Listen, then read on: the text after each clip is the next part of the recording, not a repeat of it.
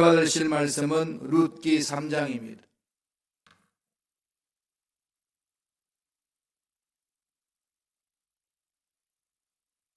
룻기 3장 1절에서 11절까지 말씀이 되겠습니다. 룻기 3장 1절로 11절 말씀 다 같이 합독하시겠습니다. 룻의 시어머니 나오미가 그에게 이르되 내 딸아 내가 너를 위하여 안식할 곳을 구하여 너를 복되게 하여야 하지 않겠느냐. 내가 함께하던 하녀들을 둔 보아스는 우리의 친족이 아니냐. 보라 그가 오늘 밤에 타작마당에서 보리를 까불리라. 그런즉 너는 목욕하고 기름을 바르고 의복을 입고 타작마당에 내려가서 그 사람이 먹고 마시기를 다하기까지는 그에게 보이지 말고 그가 누울 때에 너는 그가 눕는 곳을 알았다가 들어가서 그의 발치 이불을 들고 거기 누우라. 그가 내 할 일을 내게 알게 하리라 하니 룻이 시어머니에게 이르되 어머니의 말씀대로 내가 다 행하리이다 하니라. 그가 타작마당으로 내려가서 시어머니의 명령대로 다 하니라. 보아스가 먹고 마시고 마음이 즐거워 가서 곡식단 더미의 끝에 눕는지라. 룻이 가만히 가서 그의 발치 이불을 들고 거기 누웠더라. 밤중에 그가 놀라 몸을 돌이켜 본즉 한 여인이 자기 발치에 누워 있는지라. 이르되 내가 누구냐 하니 대답하되 나는 당신의 여종 룻이오니 당신의 옷자락을 펴 당신의 여종을 덮으소서. 이는 당신이 기업을 물을 자가 됨이니이다 하니 그가 이르되 내 딸아 야훼께서 내게 복 주시기를 원하노라. 내가 가난하건 부하건 젊은 자를 따르지 아니하였으니 내가 베푼 인애가 처음보다 나중이 더하도다. 그리고 이제 내 딸아 두려워하지 말라. 내가 내 말대로 내게 다 행하리라. 내가 현숙한 여인인 줄을 나의 성읍 백성이 다 아느니라. 아멘. 이 말씀으로 룻과 보아스의 성품이라는 제목으로 은혜의 말씀을 나누겠습니다. 오늘은 정말 극적인 장면이 나오는 거죠. 룻이 이삭 죽기로 밭에 들어갔는데 그 밭이 보아스의 밭이었습니다. 우연히 보아스의 밭에 들어갔는데 보아스는 자기 시어머니와 친척이 되는 사람이라서 자기들의 빚진 모든 그 물건 그 상황들을 다 갚아주고 건져낼 수 있는 유복한 사람이었습니다. 전혀 그런 사람인 줄 모르고 이삭 죽기로 들어갔더니 보아스였고 또 마침내 보아스가 베들레헴으로 돌아왔더라 그랬습니다. 묘하게 극적으로 이루어졌습니다. 그리고 열심히 이젠 추수를 합니다. 추수를 하는데 이삭 죽기를 열심히 하고 얼마나 성실하게 하는지 많은 사람들이 그 룻을 지켜봅니다. 그러지 않아요? 시어머니를 따라서 자기 고향이 아닌 이방인 여인이 베들레헴으로 왔다는 사실에 그것도 과부가 되어서 시어머니도 과부고 룻도 과부인데 두 과부 여인들이 왔어요. 그러니까 베들레헴에 있는 사람들 다 지켜보겠지요. 지켜보니까 룻이 이게 범상치 않습니다. 다른 거예요. 얼마나 그냥 자숙하고 현숙하고 얼마나 지혜롭게 사는지 일레 많은 사람들이 거기에 눈총을 줍니다. 그리고 젊은 여인이 자기 시어머니 복양한다고 가진 것 없는 시어머니를 따라서 시어머니 고향으로 남편 고향이잖아요. 왔습니다. 그러나 그 베들레헴 있는 사람 다 지켜보지 않겠어요? 많은 사람들이 묻습니다. 저 여인이 누구냐? 저 여인이 누구냐? 참 안타깝기도 하고 마음이 찡하기도 하고. 그런데 보아스가 쫙 나타나면서 보아스의 보호를 받습니다. 이게 완전 분위기가 이제 바뀌어지는 거죠. 그 당시 이제 추수를 다 하면은요, 추수를 다 하면은 그 주인들이 하인들을 다 불러가지고 텐트를 여기저기 다 쳐놔놓고 축제를 즐기고 밤에는 하룻밤을 자는 그런 풍습이 있습니다. 40일 동안 추수를 하는 기간에 룻은 너무 행복했잖아요.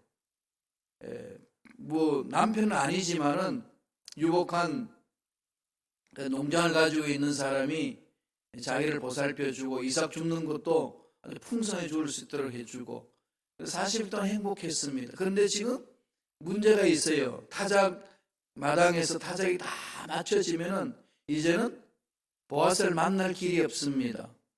어디서 어떻게 만나겠어요? 그런 상황이 있을 때에 시어머니 나오미가 이삭 죽기를 마치고 돌아온 룻에게 이야기를 합니다. 내가 너를 위하여 안식할 곳을 구하였다. 이 말을 하는 거죠. 이 얘기는 완곡하게 표현한 겁니다. 딸처럼 여기잖아요. 며느리인데. 네가 이젠 이렇게 언제나 과부로 살겠냐. 너도 결혼하고 재혼을 해야 되지 않겠냐. 길을 열어주는 겁니다. 멋진 시어머니죠. 그죠? 며느리의 갈 길을 보살펴 줍니다. 며느리는 이미 그 시어머니들과 함께 하겠다고 결심했습니다.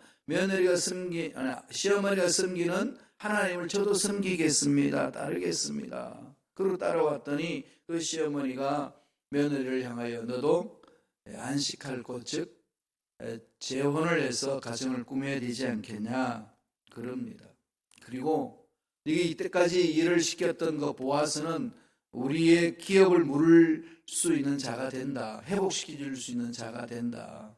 그러니까 그 사람에게 요청을 해라. 이러면서 이야기가 전개되는 내용이 이 룻기 3장 내용입니다.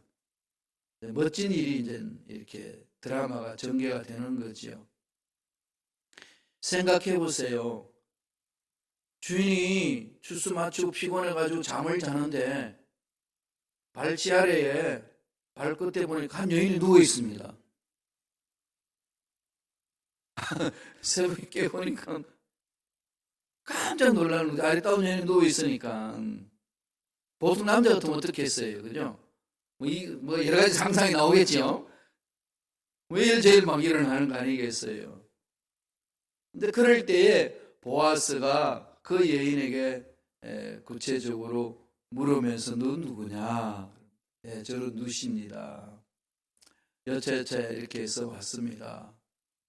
이러면서 이제 그 보아스하고 룻이 이렇게 대화를 나누는데 그 대화 나누는 속에 보면은 룻의 성품이 어떤지 보아스의 성품이 어떤지를 구체적으로 잘 표현하고 있어요. 이것은 이미 예수 그리스도를 만난 우리들이 어떠한 성품으로 바뀌어져 가야 되는지를 말씀하고 있습니다. 그러니까 룻의 성품을 통해서 예수 믿는 사람들이 가져야 될 성품을 말하고 있는 것이고 보아스를 통해서 참으로 이 세상에 힘 있는 자들의 성품을 어떻게 해야 되는지 그리고 교회 공동체를 만들어 갈 때에 리더십을 어떻게 발휘하면서 가야 되는지를 구체적으로 보여주는 것이 보아스와 룻의 만남을 통해서 하나님이 말씀하고 있습니다. 그 장면이에요. 두 사람이 지금 서로 대화가 나누는 것. 오늘날로 말하면은 여자가 먼저 남자에게 프로포즈를 취하고 그 프로포즈 속에서 서로 대화를 이어가는 내용이 오늘 본문의 내용이라는 겁니다. 그 속에 성품이 담겨 있다는 거죠. 어떤 성품이 있는지 한번 볼까요? 첫째로 인애입니다. 인애. 인애는 헤세드라고 그러죠. 헤세드. 히브리 말로. 많이 들어보셨죠? 헤세드. 이건 자비하다, 은혜롭다, 뭐 이런 거 사랑이 풍성하다 이런 말로 여러 가지 번역을 많이 하는 것이 헤세드입니다. 여기서 나오는 단어는 인애입니다. 보아스가 눈을 떠서 보니까 자기 발 아래에 여인이 있습니다. 유대 문명에 발이라는 이 개념은 남녀간의 성적인 어떤 행위를 할 때 표현하는 완곡한 표현의 방법이 발입니다. 발치 아래에 어떤 애정 행각이 일어날 수 있는 그런 상황이라는 거죠. 그러면은 보아스가 봤을 때에 그 여인을 바라보고 뭐라고 그러겠어요? 너 뭐하냐 지금? 응? 나를 겁탈하냐? 아니면은 나에게 돈을 요구해서 여기 왔느냐? 뭐 별 말을 다 할 수 있지 않겠습니까? 보아스는 그 룻에게 아주 정정하게 그걸 인격적으로 대합니다. 그러면서 이런 말을 해요. 룻기 3장 10절에 있습니다. 다 같이 한번 읽어볼까요? 한 목소리 읽습니다. 그가 이르되 내 딸아 야훼께서 내게 복 주시기를 원하노라. 내가 가난하건 부하건 젊은 자를 따르지 아니하였으니 내가 베푼 인애가 처음보다 나중이 더하도다. 보아스가 룻에게 말해주는 내용이에요. 잠자고 일어나 보니까 한 여인이 누워 있는데 너 누구냐 물었더니 여차여차해서 설명하는데 룻이라는 겁니다. 그것을 알고서 지금 보아스가 룻에게 말하거든요. 하루아침에 룻을 바라보고 이랬을까요? 보아스도 지켜봤겠죠. 베들레헴으로 왔던 이방 여인 룻, 가부인 나오미 시어머니를 따라서 온 또 젊은 가부인 룻, 동네 새로운 사람이 왔으니까 누구냐 묻고 막 돌아다니지 않겠어요? 시카고 오니까 그렇더만요. 시카고 다리 한 사람만 건너니까 다 아시더라고요. 제가 목사님들 모임에서 모여서 막 이야기하는데 막 이야기하다 보니까 목사님, 우리 고모가 목사님 교회에 있어요 그래요. 깜짝 놀랐어요. 그분 지금 한국에 가셨는데 자기 고모래요.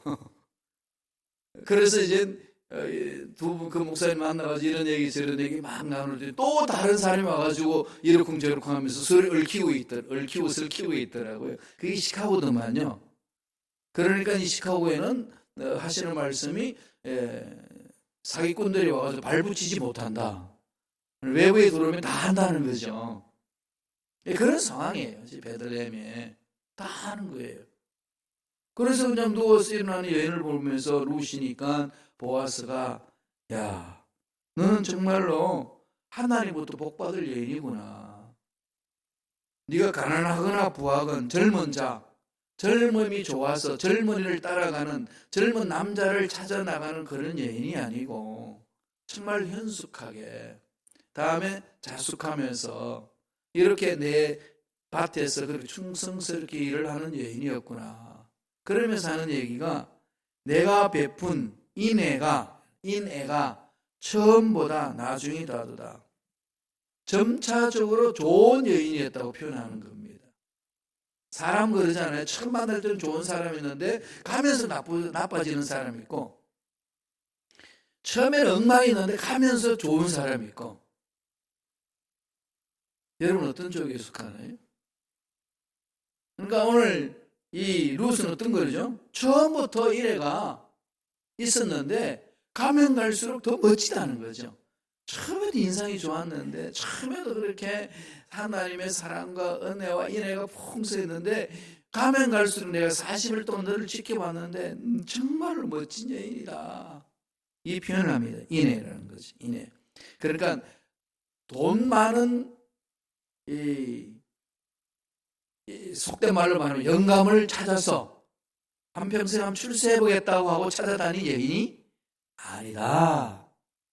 내가 너를 지켜보니까 내가 너를 알겠다. 그렇게 말씀하고 있습니다. 룻의 행위가 보아스의 마음에 든 거지요. 시어머니를 복양하는 것도 들었는데, 애처로웠는데 삶을 보니까 범상치가 않습니다. 인애가 크다, 인애가 많도다. 이건 예수 믿는 저와 여러분들이 늘 마음판에 새겨야 될 단어입니다. 인애. 하나님의 성품이잖아요. 헤세다. 아까 말씀드린 것처럼 전문을 한번 살펴봤습니다만 구약 선지자 미가스가 여기서 강조하죠. 미가 6장 8절 한번 읽고 갈까요? 구약에서 나오는 말씀입니다. 다 같이 한 목소리 읽겠습니다. 사람아, 주께서 선한 것이 무엇임을 내게 보이셨나니 야훼께서 내게 구하시는 것은 오직 정의를 행하며 인자를 사랑하며 겸손하게 내 하나님과 함께 행하는 것이 아니냐. 하나님이 원하신 것이 무엇인 줄 아느냐라고 설명하면서 정의를 행하고 인자를 사랑한다고 그랬지. 인자를 사랑한다. 미가서 6장 8절 인자라는 말은 히브리 말로 헤세드입니다. 오늘 인애라고 번역한 그 헤세드하고 같은 단어예요. 헤세드는 인자하다, 자비롭다, 은혜롭다, 사랑스럽다, 다음에 인애하다, 이 표현으로 쓰는 단어예요. 하나님의 성품이라는 거죠. 예수 믿는 사람이 바뀌어야 될 성품, 예수 믿는 사람이 닮아야 될 성품, 예수 믿는 사람이 날마다 마음판에 새게 되고 삶 속에 나타내야 될 성품이 인애라는 거예요. 호세아 12장 6절에도 그 말씀을 합니다. 읽어볼까요? 자막을 통해서 한 목소리로 읽겠습니다. 그런즉 너희 하나님께로 돌아와서 인애와 정의를 지키며 항상 너희 하나님을 바랄지니라. 하나님을 향한 마음은 인애가 풍성하다는 거죠. 룻의 마음은 하나님을 향한, 하나님을 고정된 마음이기 때문에 그 마음이 헤세드가 풍성합니다. 긍휼히 여기는 거죠. 인애가 있습니다. 더불어 살아갈 줄 알아요. 함께 어깨동무하면서 일할 줄 아는 사람이다, 그렇게 말합니다. 이게 이제 다듬어진 사람이죠. 신앙이 성숙한 사람 아니겠습니까? 뭐가 나면은 공동체에서 생활할 수 없습니다. 내 방법만이 옳은 것이고 내 방법만이 최고라고 주장하게 되게 되면 절대로 함께 일을 할 수가 없는 거지요. 그러나 룻은 그렇지 않다고 이야기를 합니다. 하나님의 은혜가 그렇게 너에게 임하구나. 우리에게 던지는 메시지죠. 우리도 이런 인애를 가져야 합니다. 주위 사람들에게 이런 인애가 있어야 돼요. 하나님의 그 인애를 우리는 풍성히 체험하고 헤세드 은혜를 체험하고 그런 인애를 드러내야 되는 겁니다. 룻이 난 이런 사람입니다라고 하지 아니하고 보아스가 룻을 지켜보고 나서 고백하는 내용, 평가하는 내용입니다. 예수 믿지 않는 사람들 우리를 바라보고 참 당신은 헤세드, 이런 인애와 은혜와 긍휼이 풍성하군요. 이런 것을 들을 수 있어야 된다는 거죠. 이런 사람은 다른 사람이에요. 세상 사람들 다르게 사는 것을 말하는 거죠. 두 번째 나타나는 성품, 어떤 성품일까요? 현숙함이에요. 현숙. 이름이 또 현숙도 있는데 현숙함이 있어요. 현숙. 이 성품이죠. 현숙함. 이 말씀에는 11장이 있습니다. 11절이 있습니다. 룻기 3장 11절. 다 같이 한 목소리를 천천히 읽겠습니다. 그리고 이제 내 딸아 두려워하지 말라. 내가 내 말대로 내게 다 행하리라. 내가 현숙한 여자인 줄을 나의 성읍 백성이 다 아느니라. 기업을 물을 자는 당신밖에 없습니다. 당신이 이것을 책임져 주시옵소서. 시어머니 나오미가 시키는 대로 다 그렇게 대변을 했습니다. 그랬더니 이 보아스가 무슨 소리 하느냐고 막 이렇게 나올 수도 있잖아요. 나를 어떻게 보고 너 그러냐 막 이런데 그렇게 하지 아니하고 이 보아스가 룻에게 평가를 해줍니다.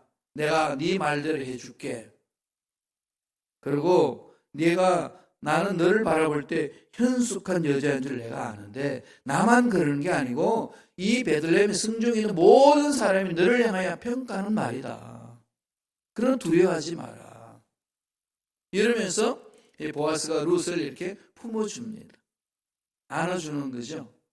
여기서 현숙함이라는 게 있습니다. 현숙. 여러분 현숙이라는 단어, 현숙한 여자다. 한국말로 이렇게 현모양처의 대표적인 단어잖아요. 이 현숙하다 이 단어를 여러분 어떻게 생각하시나요? 이게 좀 많이 왜곡되어 있습니다. 여자가 나긋나긋하고 연약하고 뭐 이런 어떤 그런 상황의 현숙이라는 단어는 성경에서 말하는 그런 것이 아닙니다. 여기서 현숙이라는 이 말은요, 구체적으로 능력이 있는 사람 이렇게 되어 있습니다. 그 히브리 말로 뭐라고 이야기했냐면은 에쉐트 하일, 남자에게는 기뽀로 하일, 이렇게 능력 있고 유력한 자. 현숙하다는 말은 여장부라는 거죠.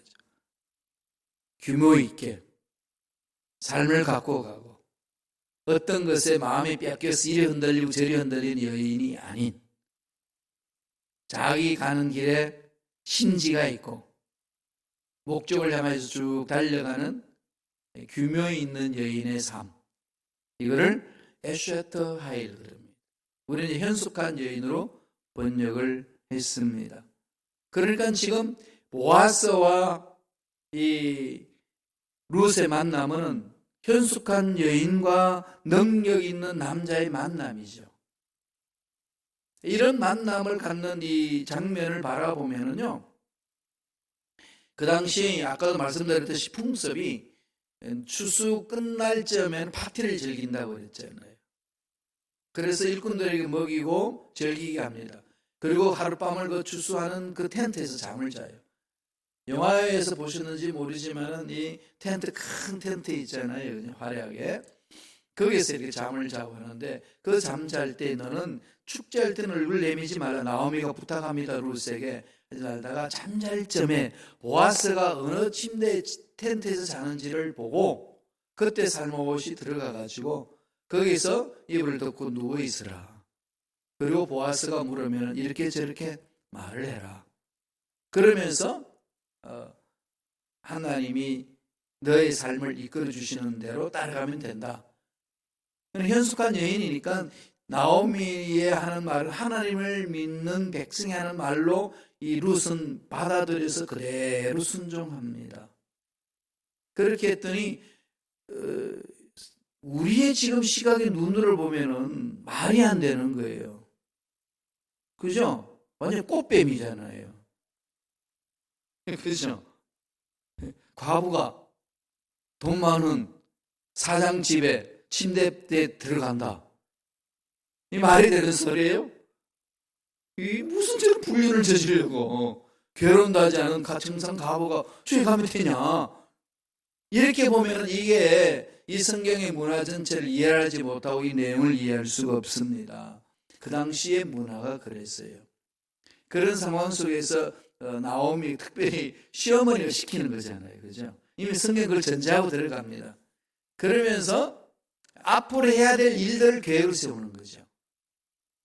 오늘날 말로 바꾸면 뭘까요? 현숙한 여인이라고 잠자고 일어나서 보아스가 칭해주면서 나오미가 말했던 그 부분들 보아스는 모르지만 룻은 마음판에 새기고 실행을 하지 않습니까? 그러니까 나오미가 시켰던 그 일이나 그것을 받아 순종한 룻은 음탕한 짓이 아니고 한탕을 한번 해먹자. 우리 두 여인이 저 영감탱이 녹여서 돈을 찾아지 이런 게 아니고 하나님이 하실 일이 있다는 것을 룻에게 가르치는 거죠. 룻이 그렇게 순종을 하고 나아가는 그 모습을 바라보고 보아스가 일어나서 이런 여인이 있냐 막 호탕을 내고 그냥 뭐 돈 때문에 왔냐 뭐하냐 이렇게 막 고함을 지르지 아니하고 누구냐로 밝히면서 신분을 확인한 후에 평가를 해줍니다. 너는 참으로 현숙한 여인이로다. 이건 내가 너에게 음욕이 있어서 이렇게 말하는 것이 아니고 온 성중의 사람들도 너에 대한 이런 평가다. 이렇게 얘기하는 거죠. 이 정도로 이렇게 신뢰할 수 있는 사람, 룻이에요. 이게 예수 믿는 사람의 모습이라는 거죠. 세상 나가서 참으로 너희들의 삶을 보니까 다르다. 도대체 당신이 믿는 그 하나님 어떤 분입니까? 이렇게 이제 묻는 것과 동일하다는 거죠. 바로 이런 차원에서의 현숙함. 그런 현숙하다는 이 말은 우리 여인들만 가질 마음이 아니라 규모 있는 하나님 앞에 쓰임받기 위해서 훈련되어 있는 마음, 이건 너무나도 중요합니다. 맡겨진 일에 성실히 행하다. 잠언서에서도 이거 많이 이야기를 하고 있죠. 여러분 나중에 한번 보세요. 잠언서 30장에 가면은요, 현숙한 여인에 대해서 10절부터 31절까지 구체적으로 쭉 이야기를 합니다. 누가 현숙한 여인을 찾겠느냐? 그의 값은 진주보다 더하다. 예? 돈보다도 더 좋은 게 이 현숙한 여인이다. 이러잖아요. 요새 젊은 사람들이 만나서 결혼할 때는 사랑은 눈에 보이지 않으니까 눈에 보이는 돈 보고 해야 된다는 것이 현실적인 감각이 있는 여인들의 고백이고 남자들의 고백이에요. 이러다가 보니까 사랑은 뒷전이고 눈에 보이는 진주가 더 중요한 거죠. 그런 성경은 다릅니다. 누가 현숙한 여인을 찾아왔겠느냐? 그의 값은 진주보다 더하다. 그래서 잠언에서 쭉 풀어나가는 현숙한 여인을 이렇게 합니다. 살림을 잘하는 여자, 규모 있게 삶을 잘 가꾸는 여인, 가난한 자에게 선을 베푸는 삶, 말이 아름다워서 그 입에 헤세드가 넘쳐난다. 인애가 넘쳐난다는 거죠. 말이 아름다운 사람, 말에 가시가 있는 것이 아니라, 한국말도 그러잖아요. 얼굴만 예쁘다고 예쁘냐? 얼굴 예쁘고 예쁜 거죠, 그죠? 근데 마음이 과연 예쁘다 그런데 성경은 한술 더 거기 더 구체적으로 얘기를 하잖아요. 정말로 연속한 예쁜 여인은 입이 아름답다는 거예요. 입술이 아름다운 게 아니고 입이 아름답다. 다시 말씀드리면 입에서 나오는 말이 헤세드가 넘쳐난다. 그리스도인의 삶을 말합니다. 에셔터 하이라는 거예요. 에셔터 하이. 우리가 끊임없이 몸부림쳐야 부분 아니겠습니까? 마지막 세 번째, 보아스를 통해 가지고 우리에게 주는 성품이 뭔지를 가르쳐 줍니다. 그것은 책임감이에요. 책임감. 그러니까 보아스와 룻을 통해서 우리에게 주는 그리스도인으로서 가져야 될 성품 세 가지입니다. 첫 번째는 뭐라고 그랬죠? 인애와 현숙함과 세 번째로는 책임감. 우리 말씀을 한번 읽어볼게요. 2절입니다. 12절, 13절. 우리 천천히 묵상하면서 다 같이 읽겠습니다. 참으로 나는 기업을 물을 자이나 기업을 물을 자로서 나보다 더 가까운 사람이 있으니 이 밤에 여기서 머무르라. 아침에 그가 기업 물을 자의 책임을 내가 이행하려 하면 좋으니 그가 그 기업을 물을 자의 책임을 행할 것이니라. 만일 그가 그 기업 물을 자의 책임을 내게 이행하기를 기뻐하지 아니하면 야훼께서 살아계심을 두고 맹세하노니 내가 기업을 물을 자의 책임을 내게 이행하리라. 아침까지 누워 있을지니라 하는지라. 그러면서 보아스가 룻에게 위로를 해줍니다. 기업 물을 자 나 맞는데 친족인데 나오미의 친족이니까 물을 자인데 그러나 나보다도 앞서 있는 사람이 있다. 촌수를 따졌을 때에 나도 그 속에 들어가지만은 순위상 내가 최우선자가 아니다. 0순위가 아니고 1순위야. 0순위가 또 누가 있어? 그러니까 이 0순위가 먼저 의사를 표해야만이 그 다음에 내가 그것을 결정할 수가 있어. 그러니까 그때까지 여기 있으라 그럽니다. 만약에 그 사람이 기업을 난 물을 수 없다 그러면 그 승무는 내한테 온다. 너 여기 있어라. 이 말은 무슨 말이죠? 내 너 프로포즈 받겠다. 기도하고 있어라. 그거 아니겠어요? 그가 기업을 물지 않겠다고 마음을 가지게 하고 내가 기업을 물을 수 있도록 기회를 가져야 되겠다. 난 너 마음에 든다. 너는 내 타입이야. 이 얘기거든요. 너는 내 스타일이야. 이렇게 이제 하면서 책임을 지어주겠다. 그렇게 말합니다. 책임감.